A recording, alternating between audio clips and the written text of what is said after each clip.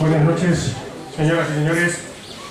En primer lugar, agradecerle en nombre de la Real Sociedad Económica Extremeña, de Amigos del País, su asistencia a este acto, el primero de este curso, y además aunque no es la apertura oficial, sí es un acto de esos que nos encanta en esta casa, como es la difusión de la cultura, y en este caso a través de un trabajo de investigación y una aportación documental de gran valor para la historia de nuestra ciudad, bueno, y en general de toda la historiografía extremeña y española. Nos acompaña hoy para abrir la presentación de este trabajo de investigación don Carlos Sánchez Rubio. Don Carlos es consocio de esta Real Sociedad, es licenciado en Filología Alemana, es diplomado en Biblioteconomía, es investigador y es, aunque yo digo, joven empresario, un empresario, como saben ustedes, cuatro gatos, que pueden seguir, bueno, porque todos los trabajos de investigación y de divulgación que hace a través de su empresa los tiene en su página web, luego se lo dirá el mejor, cuatrogatos.es, donde pueden seguir y encontrar, bueno, pues todos estos documentos y otros muchos más que ha hecho. No quiero extenderme porque ya suficiente conocido don Carlos en esta ciudad en los trabajos de investigación, pero sí quiero destacar la extraordinaria labor que viene desarrollando a lo largo de estos años en la búsqueda en toda Europa de documentación relativa a Badajoz, a Extremadura en general, sobre todo en el campo de la cartografía. Las principales aportaciones inéditas, como son las que nos va a presentar esta noche, han sido verdaderamente un paso adelante extraordinario en episodios desconocidos, no oscuros, sino en episodios desconocidos de la historia de Badajoz, como la que vamos a ver hoy, que yo ahora, a petición del autor, voy a hacer una pequeña introducción para situarle a aquellos que no estén en el mundo de la historia excesivamente preparados o que conozcan bien el tema, simplemente para situarles un poco en situación para que puedan comprender de dónde vienen estos documentos que él nos va a presentar en una presentación de la obra.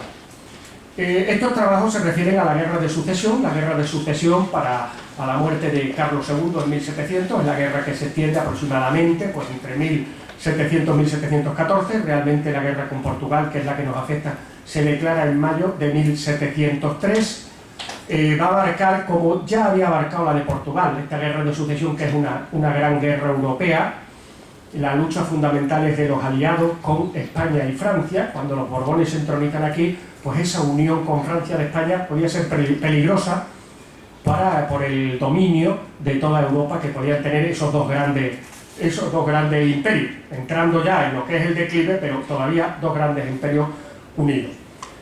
Hay un frente importante en Centro Europa, en Flandes y en Italia, y entonces es necesario abrir un frente en la retaguardia de todo este teatro de operaciones. Y se abre el teatro de operaciones de Portugal a través del Tratado de Methuen, que es el embajador británico, de tal manera que un ejército aliado de ingleses, portugueses y holandeses van a comenzar la campaña. La importancia de abrir este frente viene además marcada porque la campaña de 1704 en España la abre el mismo rey, en aquel momento pretendiente, bueno, rey ya, Felipe V, Felipe de Anjou, que viene a Plasencia y que va a iniciar la guerra. Y el mismo Carlos III, el archiduque Carlos de Austria, va a desembarcar en Lisboa en 1703 para el impulso de esta campaña. Lo importante que es abrir este segundo frente. Un frente que va a abarcar, como todas las campañas, la de Portugal de independencia 1640-1668, como luego va a ser la de 1801 de la conocida Guerra de las Naranjas, antes la de 1762, pues un frente entre la zona del Duero aproximadamente y el sur de Badajoz. Toda esta raya de Portugal es la que va a estar afectada por todos estos combates a lo largo de la guerra. En 1704 empieza a favor de los Borbones, que logran al menos parar un poco la invasión o todos estos ejércitos aliados, pero en 1704 estratégicamente ocurre la ocupación de Gibraltar, con lo cual gran parte del ejército de Extremadura baja inmediatamente para intentar la recuperación de Gibraltar, que se sabía que era un puesto estratégico, como todavía lo sigue siendo hoy, 300 años después. No queda despoblada ni desarmada la provincia de Extremadura, pero sí queda en graves dificultades. Es lo que va a permitir en 1705 la entrada de este ejército aliado contra Badajoz, que son los documentos que hemos visto ahora, que son los documentos que vamos a ver ahora y que se han encontrado ahora estos planos, que son inéditos, y aparte mucha documentación que también ha encontrado, que nos dirá don Carlos, relativo a este periodo, que no ha sido pues estudiado, ha sido estudiado pero no con toda la profundidad que era necesario. 1705 Badajoz sufre dos asedios, uno en junio y otro en octubre, que es el que vamos a tratar. Después de la guerra, en 1706, ya va a ser la gran invasión que va a llegar hasta Madrid, del Marqués de las Minas, de todo, y que esa gran invasión que va a entrar por aquí, por el oeste, que no hay manera de pararla, va a ser la que termina en 1707 en Almansa, y no quiero extenderme más porque es muy interesante el trabajo que nos tiene presentado don Carlos, y desde luego con mucho más conocimiento de lo que yo pueda hacerle en este pequeño resumen sobre el asedio de Badajoz en 1705. Sin más, agradeciéndole nuevamente su presencia, tiene la palabra don Carlos Sánchez Rubio. Gracias.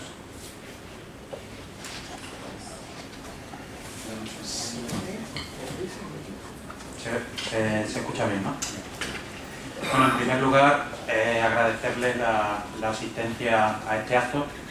Para mí es un honor y un orgullo poder ocupar esta tribuna, donde gente bastante más preparada que yo ha presentado o ha impartido conferencias a las que no pretendo parecerme, porque sería demasiado por mi parte, ¿no? También agradecer a la Real Sociedad Económica Extremeña de Amigos del País la posibilidad de hacer este acto en esta sala, y por supuesto agradecerles a todos ustedes, autoridades civiles y militares que nos acompañan, el hecho de estar aquí presentes. Bien, la publicación que presentamos hoy tiene una historia realmente curiosa en sus inicios, ¿no? Porque el origen de la investigación parte de dos proyectos de investigación de la excelentísima Diputación de Badajoz.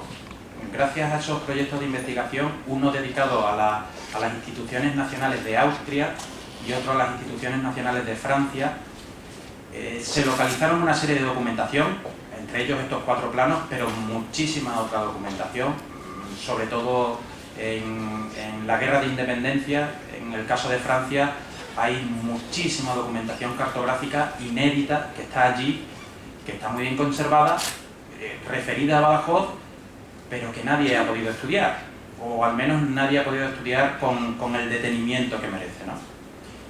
Posteriormente, y gracias tanto al Ministerio de Defensa, a través de la Dirección General de Relaciones Institucionales y a la empresa Cuatro Gatos, he podido encarar este proyecto de investigación, cuyo resultado final es esta publicación que hoy les presento. Estos son los 4 planos de los que les voy a hablar. Son unos planos que forman una sucesión bastante curiosa de números, porque son 4 planos distintos que están en 3 instituciones distintas. Están en el Servicio Histórico de la Defensa de Francia, en el Archivo Militar de Viena y en la Biblioteca Nacional de París, en Francia, que están en 2 países y que todos ellos son de un único autor, el autodenominado ingeniero y geógrafo del rey Penier. ¿Quién era este señor Penier? Pues no tenemos ni idea, salvo estos documentos y algunos otros documentos que hemos encontrado en otras bibliotecas nacionales, en la Biblioteca Británica o en la Biblioteca Real de La Haya. No tenemos ninguna noticia, no hemos sido capaces de localizar ni el expediente personal, justo donde se custodian estos expedientes personales de los militares franceses, en el castillo de Vincennes, en París, principalmente porque en esa época todavía no estaba reglamentado el que todos los expedientes militares se conservaran. Por tanto, no tenemos ninguna noticia biográfica de este hombre, salvo que hizo estos planos y que por hacer estos planos estuvo por aquí, estuvo en esta zona. Ni siquiera la mayor experta en ingenieros militares de la época, la señora Blanchard, que publicó hace unos 20 años un estudio monumental sobre los ingenieros militares franceses de principios del 18, con más de 4.000 ingenieros militares, ni siquiera ella hace mención alguna a este señor, a Penier. Es decir, únicamente sabemos que hizo estos planos, que fue ingeniero militar, que fue francés y que estuvo por aquí. Pero no tenemos ninguna noticia de su obra o de sus circunstancias. En el Archivo Militar de Viena, que fue la primera institución donde localizamos uno de estos planos, apareció en primer lugar un atlas manuscrito. Me van a perdonar porque yo no sé francés, no sé ni siquiera pronunciarlo. Pero bueno, es un conjunto de planos del Rosellón, de Cataluña, con todos los castillos, villas, iglesias, es decir, todos los elementos susceptibles de ser utilizados en un conflicto. Pero junto con planos principalmente del Rosellón y de Cataluña, aparecen otra serie de planos que son del ámbito territorial tanto de Extremadura como de España, ¿no? Pues hay algún plano de Zaragoza, de Lisboa, hay también planos de Gibraltar, esta es la portada del atlas, y junto a ellos había 3 planos extremeños. Uno de Valencia de Alcántara, que es este que están viendo, son todos manuscritos, que son ejemplares únicos, otro de Alcántara y otro de Badajoz. Son todas esas localidades que aparecen en este atlas en virtud de su importancia en la Guerra de Sucesión Española.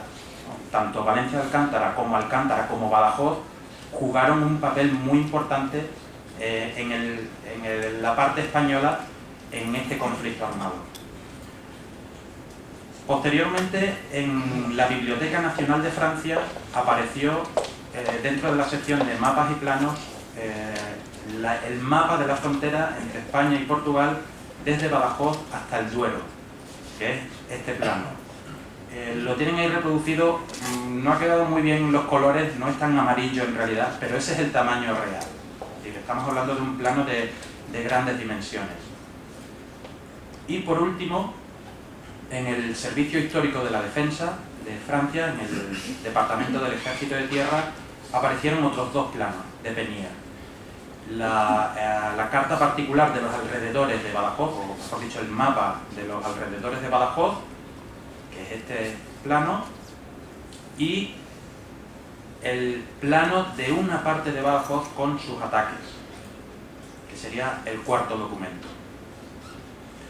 Estos documentos, a pesar de estar desperdigados en 3 instituciones de 2 países distintos, forman un conjunto absolutamente cerrado, coherente, homogéneo, es decir, no tienen sentido unos sin los otros, porque están íntimamente relacionados. Yo lo he denominado el Google Maps del siglo XVIII, ¿no? Una herramienta que prácticamente todos conocen, de acercamiento hacia que permite hacer zoom dentro de un territorio.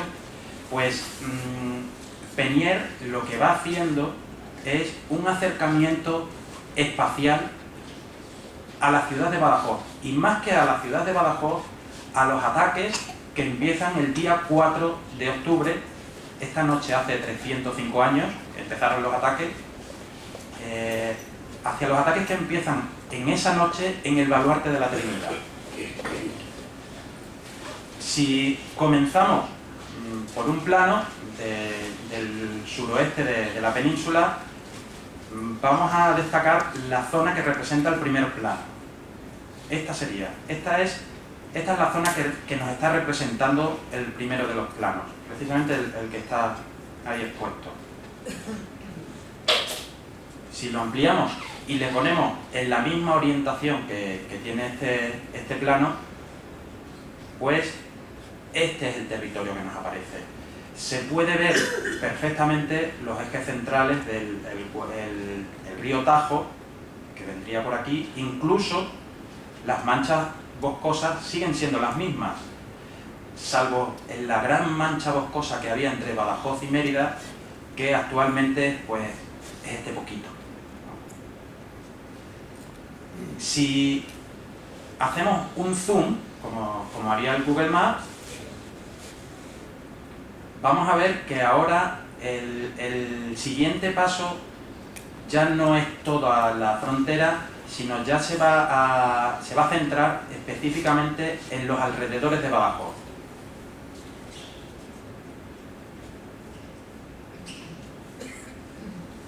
Y ahora se va a dar la vuelta también para mostrar la misma orientación que el plano. Y esta es la zona representada por el segundo de los planos. Desde Elvas y Olivenza, que están aquí arriba. Olivenza, recuerdo que en esa época era portuguesa todavía, hasta Talavera la Real.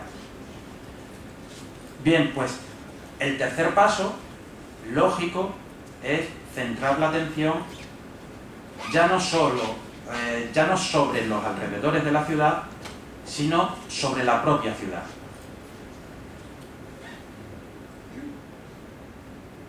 Es decir, esta es la zona que representa el tercero de los planos.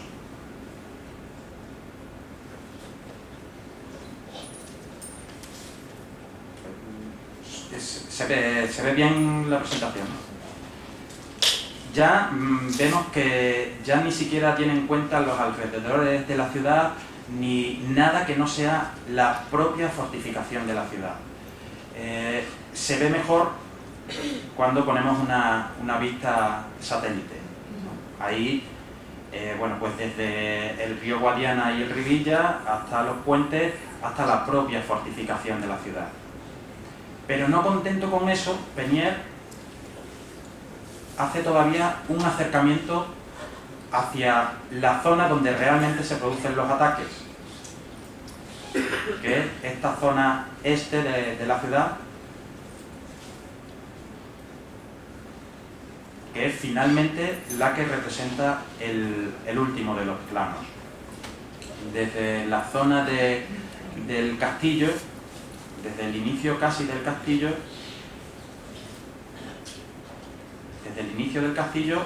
el baluarte de San Pedro, el de la Trinidad y el de Santa María, ¿no? Esta misma zona. Es decir, Peñer parte de lo más general del territorio de la frontera entre Badajoz y el Duero, que es un territorio bastante amplio, y acaba centrando su atención prácticamente en el baluarte de la Trinidad, en 4 pasos.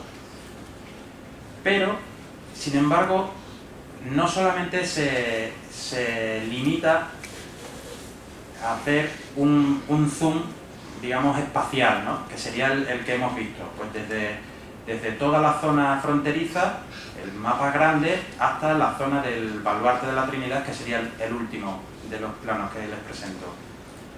Sino que, a diferencia, por ejemplo, de Google Earth o de Google Maps, hace también un acercamiento temporal. Es decir, el mismo proceso que ha seguido para enseñarnos primero lo más general y llegar al final a lo más concreto, es el que hace en un plano temporal. Si representamos en esta línea dibujada aquí abajo la Guerra de Sucesión Española, más o menos entre 1701 y 1713 aproximadamente, pues tendremos el plano general.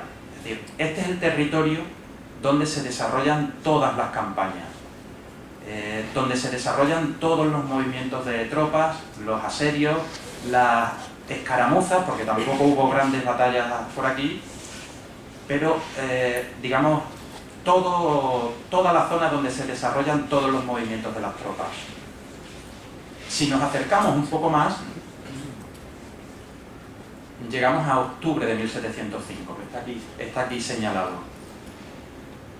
Bien, pues en octubre de 1705 Peñier dibuja el asedio de la ciudad, pero no solamente las operaciones de asedio, no solamente las baterías, sino que dibuja también la posición de las tropas y los movimientos de las tropas antes y después del asedio.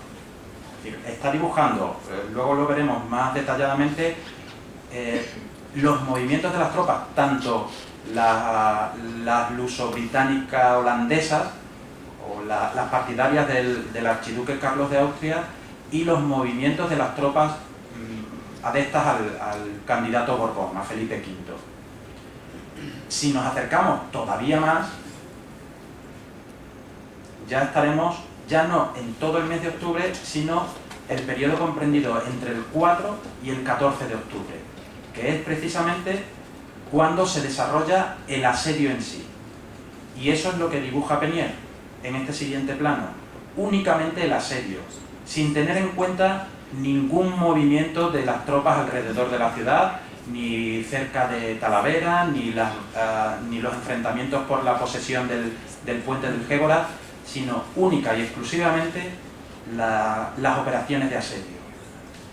Pero aún nos podemos acercar más, que es lo que hace Peñier en el último plano. Y ahora se va a centrar en el periodo comprendido entre el 4, que comienza la noche del 4 de octubre, y el 11 de octubre.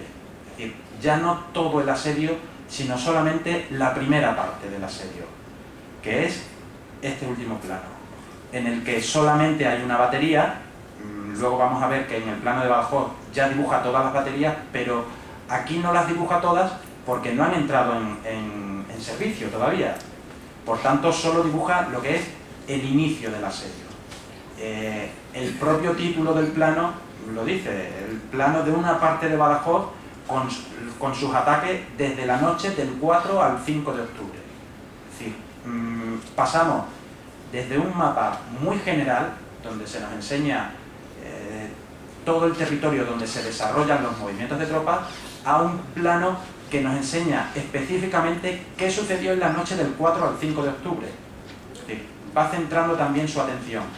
Por tanto, no es solamente un acercamiento temporal, sino también espacial, cosa que, por ejemplo, el Google Maps todavía, Google seguro que lo hará, pero todavía no es capaz de hacerlo, ¿no? Pasando ya a ver cada plano en concreto, el primer plano hay que destacar, lo primero, el gran tamaño. Es un plano enorme, es un plano de, ahí está, a tamaño real, es un plano de aproximadamente 1,20 m por casi 1 metro. ¿Eso qué significa? Bueno, pues eso significa principalmente que no, o en mi opinión, que no es un plano militar. Es un plano más decorativo que militar, en la línea de lo que ya se empieza a hacer en otras partes de Europa, donde la burguesía y la aristocracia empezaba a tener el gusto por coleccionar mapas.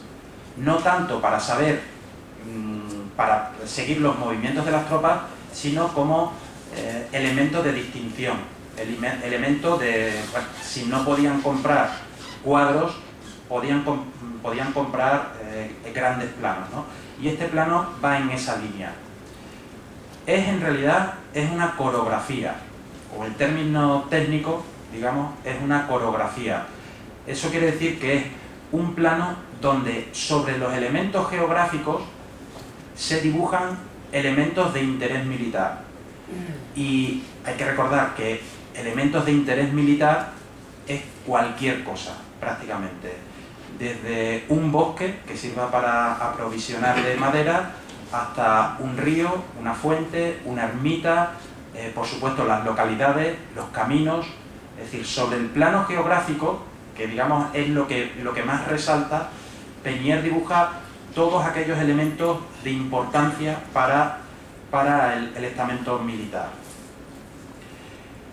Presenta, como hemos dicho, un marco general de dónde y cuándo se desarrollaron todas las acciones de la Guerra de Sucesión Española en la zona de la frontera hispano-portuguesa. Y por su complejidad, yo era de la opinión de que Penier había necesitado algún tipo de borrador. Es decir, esto no se dibuja así por las buenas y de primera y simplemente viendo el territorio. Afortunadamente hemos conseguido localizar algunos de los borradores que utilizó Penier, que están precisamente, también están en la Biblioteca Nacional de Francia, con una catalogación más o menos errónea, pero indudablemente tienen que ser los borradores, los documentos de trabajo que utilizó Penier. Vamos a fijarnos en esta zona que aparece señalada. Si la ampliamos, esta zona es la que va desde Alcántara, que está en esta esquina superior, hasta Ciudad Rodrigo, que está aquí, y el Duero. Hay que recordar que estamos acostumbrados a verlo con otra orientación. Es decir, en este mapa la parte de abajo es el este y la parte de arriba es el oeste. El norte está a la derecha, según lo ven, y el sur está a la izquierda. Es decir, digamos que sería toda la zona del norte de la provincia de Cáceres y el sur de la de Portugal. Pues hemos localizado, afortunadamente, un borrador en 4 hojas, en muy malas condiciones, pero que parece claramente el documento que utilizó Penier para la toma de datos. Está en 4 hojas, esta es la primera. No sé si se aprecia bien, pero hay algunas zonas que sí se distinguen bastante bien. Por ejemplo, el caso de Coria, que aquí está en este borrador y en el plano general está aquí. O toda la zona de Alcántara, con todos los ríos, todos los afluentes, uno a uno, los va dibujando. Y por supuesto se ve la frontera, esta raya roja que aparece por aquí. La segunda hoja de este documento pues nos enseña esta parte del norte de la provincia de Cáceres, con todo el sistema central, con toda la zona de acebo, toda esta zona, ¿no? También bueno, pues se puede ver perfectamente la cadena montañosa, cómo la dibuja exactamente igual. La tercera hoja, en otro papel distinto, ya muestra los alrededores de la ciudad de Ciudad Rodrigo, ¿no? Por ejemplo, se pueden ver perfectamente las manchas boscosas que rodean Ciudad Rodrigo, tanto por arriba como por el sur, ¿no? Y el último de los documentos ya nos presenta esta última parte, con el Duero, que en el plano final ya aparece bastante más decorado, más bonito, pero también aparecen tanto las zonas boscosas como, en detalle curioso, la rosa de los vientos, justo en el mismo lugar donde posteriormente la dibujará. Estos son 4 planos, 4 borradores de planos que he conseguido localizar en la Biblioteca Nacional de Francia, pero también he conseguido localizar el siguiente paso. Es decir, he conseguido el paso intermedio que va desde estos documentos, que es una simple toma de datos, donde Penier va dibujando rápidamente lo que ve, lo que le dicen que hay y dónde está. Si ponemos esos cuatro planos que hemos visto, este otro documento también está en la Biblioteca Nacional de Francia y reproduce exactamente el mismo territorio que estos documentos de trabajo, pero en un estado intermedio. Si los comparamos con el documento final, pues se ve perfectamente que ya es prácticamente igual. Incluso, por ejemplo, la zona de Coria ya está exactamente igual, las zonas boscosas, las zonas montañosas, los ríos ya aparecen más definidos. Es decir, hemos conseguido poner en pie el que al menos Peñer utilizó un documento de toma de datos, un documento intermedio y el plano final. Pero incluso hay este documento de aquí debajo, posteriormente es publicado. Se publica tal y como está aquí. Se publica unos años después por un cartógrafo francés llamado Belin, que por supuesto dice que no es suyo, sino que está reproduciendo un plano, y lo pone como un gran ejemplo de una cartografía bien hecha. Este señor, Belin, era uno de los cartógrafos oficiales de la Escuela de Marina de Francia. Es decir, no era una persona cualquiera, sino era uno de los más altos mandos o una de las más altas autoridades en cuestiones de cartografía en el siglo XVIII. Y lo pone como un grandísimo ejemplo de una cartografía muy bien hecha, en la que cada localidad está situada justo en el sitio que le corresponde. Los ríos, las montañas, todo el territorio está como está en realidad. ¿Qué cosas más podemos ver en este plano? Pues hemos visto que Peñer tuvo que hacer un borrador y les he presentado algunos de los borradores que hizo. Yo estoy convencido de que Peñer tuvo que hacer borradores, si no del resto del territorio que muestra el plano, sí de otras zonas. Y se ve claramente porque aquellas zonas donde Peñer tuvo que hacer borradores son las que aparecen mucho más detalladas. Son las que seguramente él, digamos, pateó, porque estaba aquí con los ejércitos borbónicos. Es decir, de la zona o bien muy cercana a la frontera por la parte española o muy cercana a la frontera por la parte portuguesa. En la parte que está más dentro de Portugal, que es esta zona de aquí arriba, les recuerdo que esto es el oeste, visto hoy, en esta zona Peñer, digamos que simplemente esboza, dice por dónde van los ríos, dice por dónde están las montañas, pero no tiene el detalle que, por ejemplo, hemos visto. ¿De qué otras zonas estamos convencidos de que tuvo que tener borradores? Pues, por ejemplo, de la zona de Badajoz. De hecho, los planos que vamos a ver a continuación son planos más detallados de esta zona. Pero no solo de esta zona, sino que estoy convencido de que tuvo que hacer documentos también preparatorios de toda la zona de Portalegre, que es la otra gran zona que aparece muy detallada, en la que se muestran cada afluente, cada montañita real que hay en el territorio aparece representada. Si esos planos se han conservado, no tenemos ni idea de dónde pueden estar. Si se han conservado, de dónde pueden estar localizados, ¿no? Pero seguro que tuvo que hacerlo.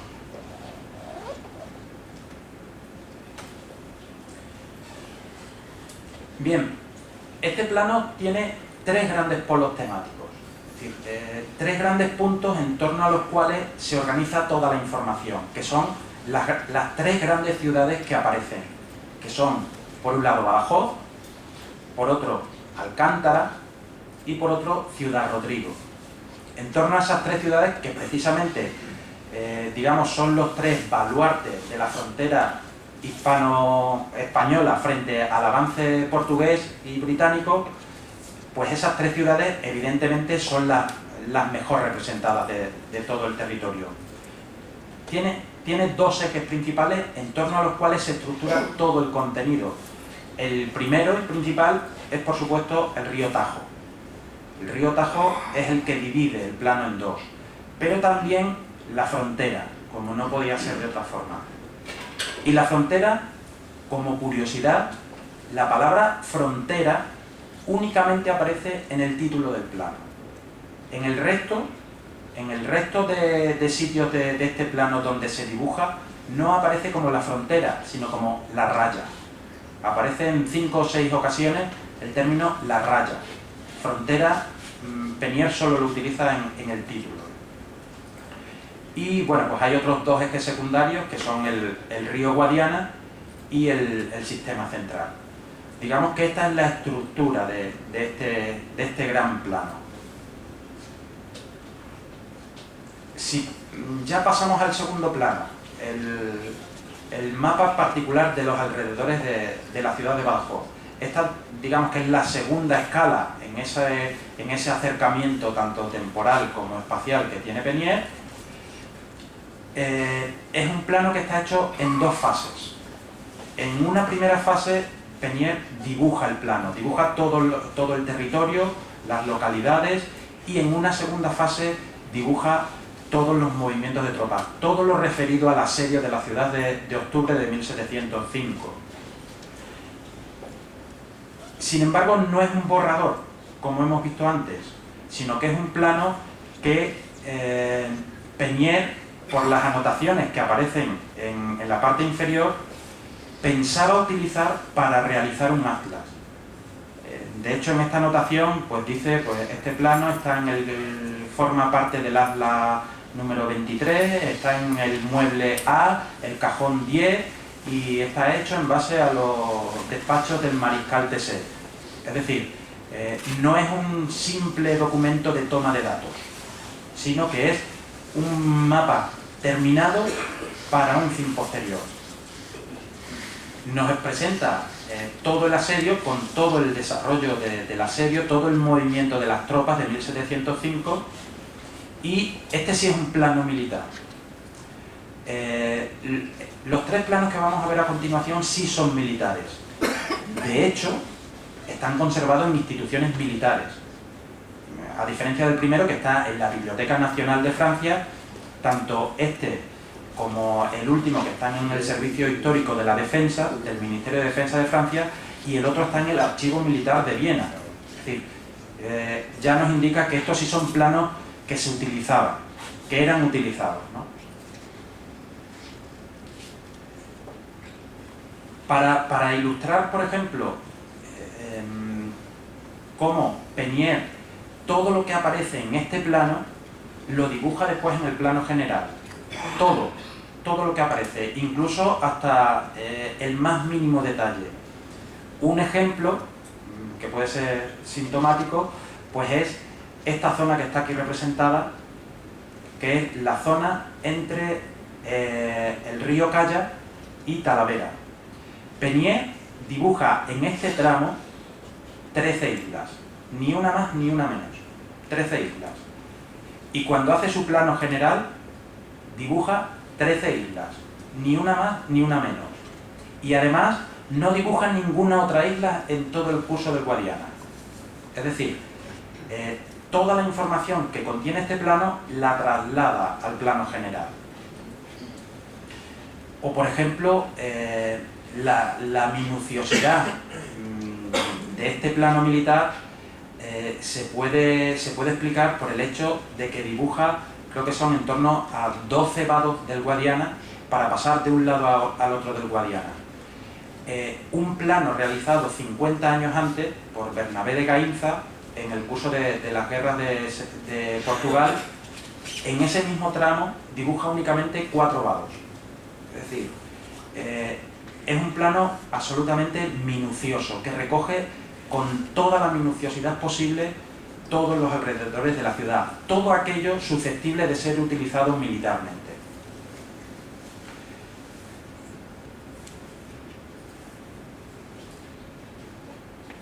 ¿Y si se pone? Ahora. Otro ejemplo que nos puede ilustrar cómo evolucionó, por ejemplo, los alrededores de la ciudad, un ejemplo muy gráfico, es esta zona, situada entre Valverde de Leganés y Badajoz. El bosque de pinos, del que aún quedan algunos ejemplares en la carretera de Valverde, no son muchos, pero todavía nos dan idea de cómo fue aquello. Pues si comparamos esta zona con lo que dibuja 50 años antes Bernabé de Gaínza, veremos cómo ha evolucionado ese bosque. Esta es la zona, esto es Valverde y esto es Badajoz. y este era el gran bosque del Pinar que se extendía entre Badajoz y Valverde.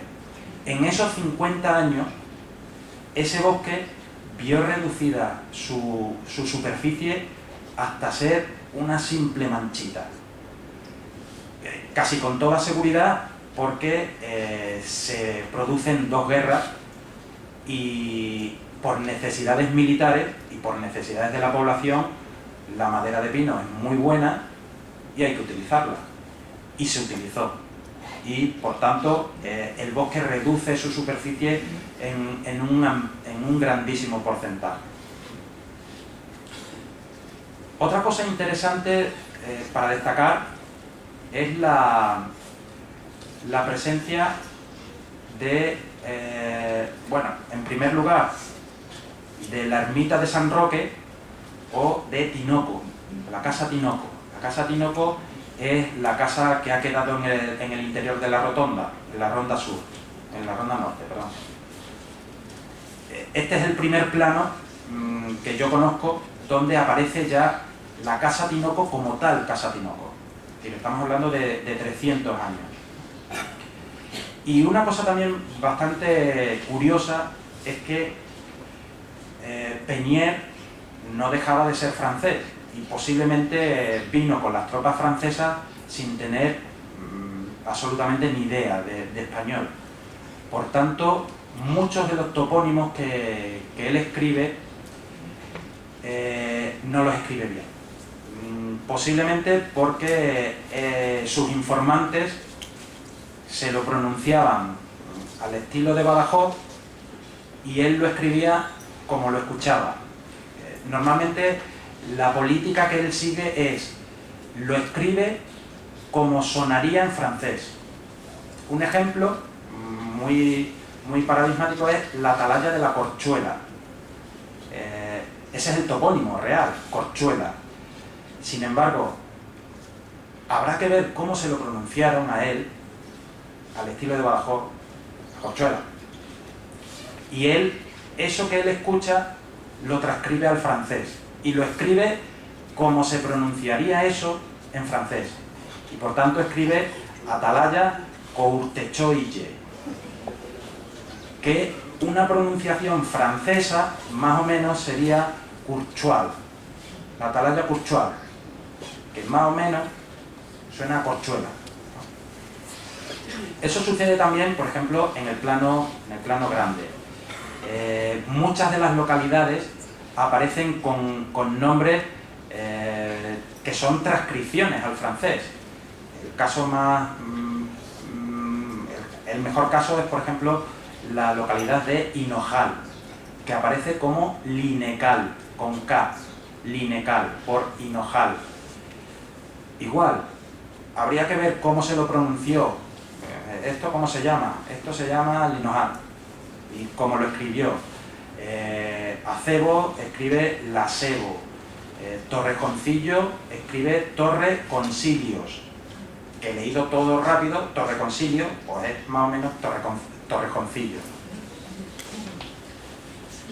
Bien, si pasamos al tercero de los planos, ya estamos en el tercer escalón. Ya nos vamos acercando a su objetivo final. Este es el único plano que no está en Francia. Este está localizado en Austria, dentro de ese atlas que les he enseñado antes. Además, es el único de los documentos que no aparece suelto, sino que está integrado dentro de un atlas. El resto de los documentos están conservados como documentos sueltos. Una hoja conservada, pero este es el único que está integrado dentro de un atlas. Y, como les he comentado, en este plano únicamente se muestra ya el asedio en sí, olvidándose de los movimientos de tropas, de quién socorrió a la ciudad, cómo se movieron, en qué día estaban las tropas borbónicas al lado del puente del Gébora. Únicamente se interesa por el asedio en sí. Hasta ahora, o mejor dicho, hasta el viernes pasado, únicamente yo conocía otro plano similar, que presentara el asedio de 1705. Es un plano que aparece en un libro, en este caso impreso, si está impreso, que se presentó aquí en la Económica precisamente hace algunos años en el curso de las jornadas de historia de Badajoz. ¿Por qué les digo hasta el viernes? Pues porque el viernes me han enseñado 2 planos más de 1705, así que la frase de la publicación donde pone no existen más planos conocidos, ya pueden poner existen por lo menos otros 2 planos conocidos, ¿no?, que están en Lisboa, que los ha localizado Javier Teijeiro, que espero que pronto se puedan estudiar.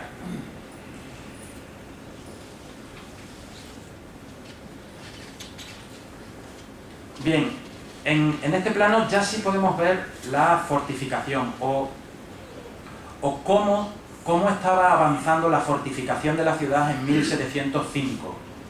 Hay que tener en cuenta que en el asedio anterior de 1658 aún estaba prácticamente la fortificación medieval, la cerca medieval, con más o menos reforma, pero en este plano ya podemos ver cómo ha ido evolucionando la fortificación. Ya aparecen los primeros caminos cubiertos, las primeras plazas de armas, los traveses, los baluartes. Ya aparece en la situación en la que más o menos ha llegado o ha llegado hasta el siglo XX. Vamos a dejarlo ahí, ¿no? Aquí se ve perfectamente, sobre todo en esta zona de la fortificación, bueno, pues ya los baluartes con sus cañoneras, con los caminos cubiertos, las plazas de armas, los traveses, es decir, una fortificación a la moderna, ya no es una fortificación medieval. Es precisamente en este asedio cuando esta fortificación recibe su, digamos, bautismo de fuego, cuando se pone a prueba esa fortificación. Y aunque desde antes de hacerse la fortificación se sabía que estaba mal hecha, ya había informes de que no se podía hacer como se quería hacer y aún así se hizo, pues este asedio fue precisamente el que dio pie a reformas dentro de la fortificación. Se pueden ver también algunos de los fortines exteriores que existían en ese momento, en octubre de 1705, que son el de San Cristóbal, el fuerte de la Cabeza del Puente y Pardaleras. Pardaleras en una configuración todavía no muy definida, no con la configuración que posteriormente se hace, con la que por ejemplo está en la Guerra de Independencia, un siglo después, en 1812, pero ya es algo más avanzado de lo que había en 1658, en el asedio anterior, ¿no?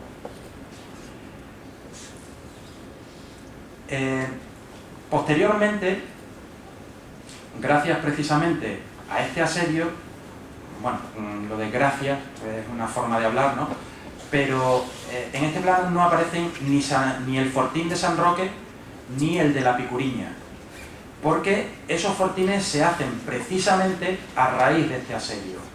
A raíz de este asedio, cuando se dan cuenta de que esta es la zona más vulnerable de la ciudad, porque es la que está más abajo, y desde las alturas de la Picuriña, que es precisamente donde ponen las baterías, se puede batir con artillería sin ningún problema. Para evitar eso precisamente es por lo que pocos años después, unos 30 años después, se construyen tanto el fortín de San Roque, el rebellín de San Roque, y el fortín de la Picuriña. Otras cosas que podemos explicar de este plano son, por ejemplo, las baterías atacantes. Las baterías atacantes de las que son estas que están aquí, de las que Penier nos muestra, hay 2 baterías de cañones, digamos de tiro recto, aunque algún artillero que conozco dice que no es recto en concreto, que tiene otro nombre técnico, de tiro tenso. Yo no soy artillero. Y por otra parte dibuja las baterías de morteros, que los morteros tienen una trayectoria parabólica. Digamos, los cañones se utilizan para hacer la brecha en las murallas y los morteros para castigar la retaguardia.